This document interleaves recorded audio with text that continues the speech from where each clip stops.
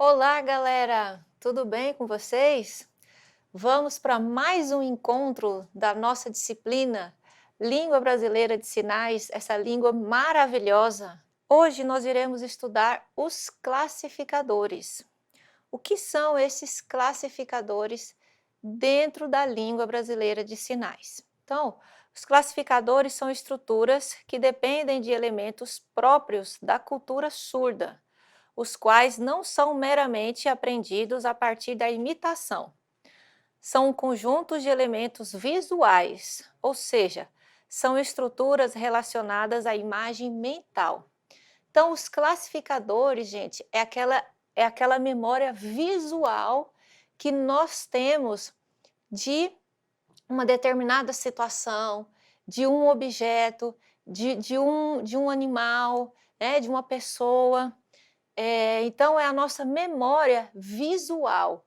Não tem como nós imitarmos alguém, né? Não tem como copiar uma pessoa utilizando os classificadores, porque a memória visual dessa pessoa é de um jeito e a nossa memória visual vai ser de outro jeito. Então, vai depender da memória visual de cada um. Então, vamos ver como que funcionam essas estruturas.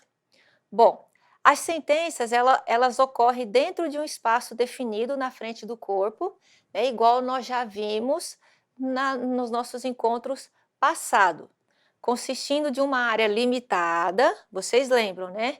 Pelo topo da cabeça, estendendo-se até os quadris e lado direito e lado esquerdo. Então, vocês lembram que nós já falamos sobre, né, essa área que nós não podemos fazer aqueles sinais exagerados, né? Então, o nosso espaço gramatical é esse aqui.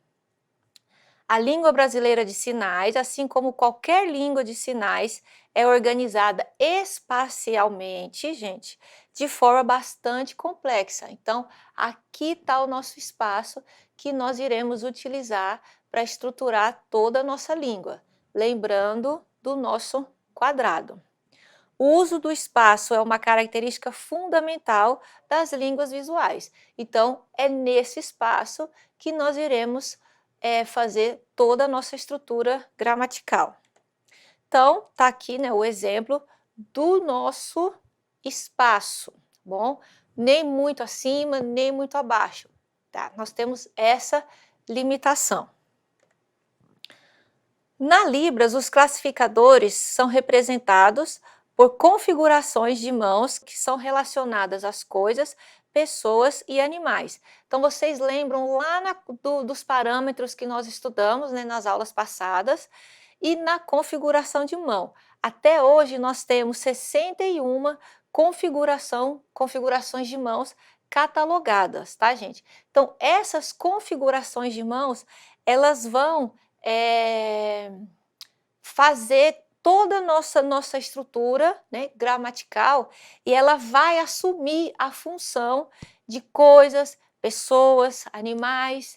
Então, exemplo, vou fazer um exemplo para vocês. Isso aqui, ó, pode ser um classificador de pessoa, né, de uma pessoa andando, né? Então, a mão ela vai tomar essa forma, né? Então, se eu fizer assim, ó, isso aqui é o sinal de casa, certo? Casa.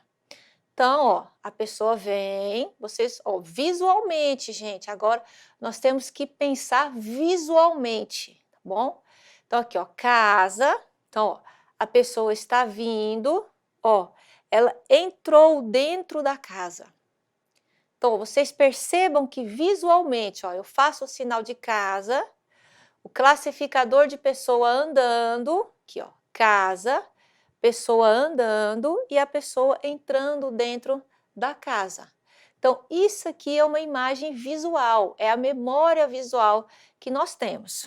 Bom, didaticamente, tá, gente? Porque existem vários classificadores, mas didaticamente os classificadores, eles podem ser divididos em descritivos, específicos, funcionais, locação, instrumental, pluralização e elementos da natureza. Bom, o que é os descritivos? Os classificadores descritivos, eles desempenham uma função descritiva, podendo detalhar o tamanho, textura, formas em geral de objetos inanimados e seres animados. Então, ó, exemplo, vamos lá. Cachorro, gente. O sinal de cachorro é aqui, ó. Aqui é o cachorro, tá bom? Mas, se eu estiver me referindo ao poodle, ao pincher e ao pitbull, né? Eu vou ter que utilizar os classificadores. Então, eu faço o sinal de cachorro, né? E aí, se eu quiser me referir ao poodle, então daí eu vou ter que lembrar, né? Ter aquela memória visual do poodlezinho. Então, eu vou fazer, né? Aquele cachorro, eu vou fazer igual tá na imagem, gente, tá? Então, aqui, né? O cachorro que tem aqueles pelinhos em cima, né? Aquelas orelhas compridas, um focinho mais longo, né? O rabinho, ó, eu posso fazer o rabo e ó o pomponzinho do rabo, entenderam? Então, o nosso corpo, ele assume a função daquele animal, né, que nós estamos nos referindo, ou objeto. Então, o nosso corpo, ele assume aquela função. Então, aqui, ó, o rabo do cachorro balançando, ó. E aqui, ó, o rabinho dele, ó. Entendeu? Então, visualmente, vai lembrar um poodle, né? O pincher, então eu vou fazer aquela carinha triste, né? Igual tá na imagem, aquela carinha triste do pincher, ó. E as orelhas caidinhas, né? Porque o pincherzinho tem aquela orelha caída, né? Então, um focinho ó, mais pequenininho, né? Curto. E o pitbull eu vou ter que fazer, né? Aquele cachorro, ó, forte, né?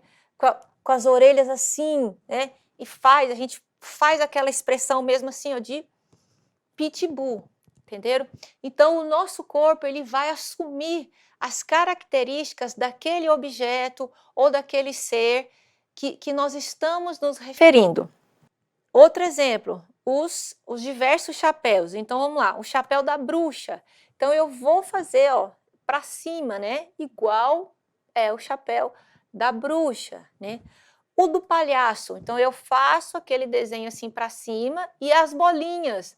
Aí aqui, ó, eu coloco as bolinhas aqui em cima. Então, ó, vocês percebam que o chapéu do palhaço, ó, eu coloquei na minha cabeça. Olha lá, ó, ele tá aqui na minha cabeça, visualmente. Vocês lembrem que o chapéu tá aqui. E agora eu tenho que fazer a característica dele, as bolinhas. Então, eu vou lá em cima, ó, e coloco as bolinhas. Entenderam? E se eu quiser pegar esse chapéu e tirar e colocar em cima de algum lugar, gente, eu vou pegar esse chapéu, ó. Eu pego, ó, e tiro. Tirei o chapéu. Coloquei. E se eu quiser colocar de volta, ó, eu pego ele de volta e coloco. Então, visualmente, o chapéu está aqui na minha cabeça, com as bolinhas. Tranquilo? E o boné, né? O boné faz daquele jeito assim, né? E se for aquela pessoa que usa o boné para trás, né? Ó, eu faço aquele movimento de colocar o boné para trás. Outro exemplo, gente, uma árvore caída. Então, ó, uma árvore caída. Então, vamos lá, ó. Esse aqui, ó, é o sinal de árvore, tá, gente? Árvore. Então, como que eu vou fazer a árvore caindo? Então, aqui, ó, a árvore, ó, caindo. Tá vendo? Então, a árvore caiu. Diferente se eu fosse fazer a pessoa está andando e caiu. Então, aqui, ó, aí já eu vou ter que usar o classificador de pessoa aqui, ó, pessoa andando e caiu. É diferente. Então, o verbo cair vai ser diferente para a pessoa e para a árvore, porque vai depender do classificador que nós estamos utilizando. Tranquilo? Bom, e aí nós temos o específico. Então, o que é o específico? Então, o específico também, gente, ele vai detalhar as características daquele objeto ou o ser, né, inanimado que nós estamos nos referindo. Então, vamos supor aqui, onça. Então, aqui, ó, onça, né? E como é que eu vou fazer as bolinhas? Então, aqui, ó, isso aqui, ó, eu vou fazer as bolinhas, tá? Vou fazer a marcação no meu corpo. O meu corpo, ele assume o papel da onça.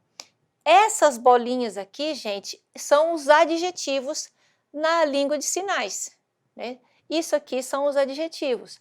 E se eu fosse fazer a zebra, né? A zebra, ela tem aquelas listras. Então, daí eu já fazia as listras assim, ó, ao contrário. Entenderam? Então, eu vou fazer o visual. Galera, então agora nós vamos para as correções daquele exercício que eu passei para vocês na aula passada, tá? Lembro que eu pedi para vocês escreverem, né, as traduções das frases. Então, vamos ver como que vai ficar. Então, ó, minha mãe, a primeira frase era: minha mãe chama-se Joana. Então, aqui, ó, minha mãe chama-se, que é o nome, né? Chama-se Joana. Então, o J, o O, o A, o N e o A.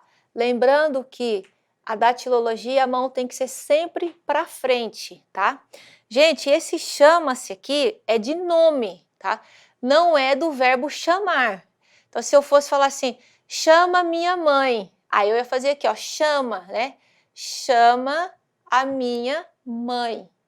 Então, esse aqui é o chama-se de nome, tranquilo? O chama de chamar é aqui, ó, tá? Chama a minha mãe, tranquilo? Meu pai chama-se Pedro, a segunda frase. Então, vamos lá, ó. Meu pai chama-se Pedro. Então, ó, o P, o E, o D, o R e o O. A outra frase, saudades dos meus avós. Então, ó, avós, gente, avós não é a mesma coisa de vovô e vovó. Então, eu vou ter que fazer para avós, eu vou ter que fazer vovó e vovô. Então, vamos ver como é que fica. Saudades, saudades dos meus avós. Tranquilo, né, gente? Vamos ver agora alguns sinais de lugares, que vocês lembram que na aula passada eu pedi para vocês já começarem a estudar os sinais de lugares. Então, vamos ver. Gente, na estrutura quando a gente vai, né, sinalizar, nós temos que lembrar que nós estamos sinalizando uma língua visual, tá, gente? Visual. Então, nós precisamos lembrar sempre de jogar o verbo para o final, tá? O verbo, ele sempre vem no final, tá, gente? E quando eu estiver me referindo a um lugar, eu jogo esse sinal primeiro. Então, vamos ver aqui, ó. Minha mãe vai à igreja. Então, aqui, ó. Minha mãe. Aí eu faço, ó, o sinal de igreja primeiro, ó. Igreja vai. Então, vocês percebam que visualmente eu coloquei primeiro a igreja. Ó, a igreja está aqui na minha frente.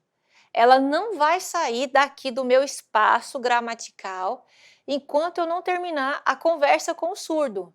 Então, ela está aqui na minha frente. Nós precisamos conseguir enxergar. Então, aqui, ó, a igreja, ó. Igreja vai. Então, ó, indo aqui, ó, vai. Então, ó, minha mãe, igreja, vai. A outra frase, meu irmão vai ao cinema. Então, mesma coisa. Meu irmão, cinema, ó, eu jogo o cinema primeiro, aqui, ó, vai. Então, ó, o verbo fica para o final. Minha amiga e eu vamos ao shopping. Então, minha amiga e eu, shopping. Então, eu coloquei o shopping aqui, ó, shopping, vamos. Meu filho vai à escola. Então, ó, meu filho, escola, vai. Então, ó, joga primeiro a escola e depois o verbo ir. E vou ao hospital. Então, hospital, vou. Então, primeiro eu jogo o lugar e depois o verbo, porque visualmente, gente, fica claro, né, que eu estou indo para aquele lugar.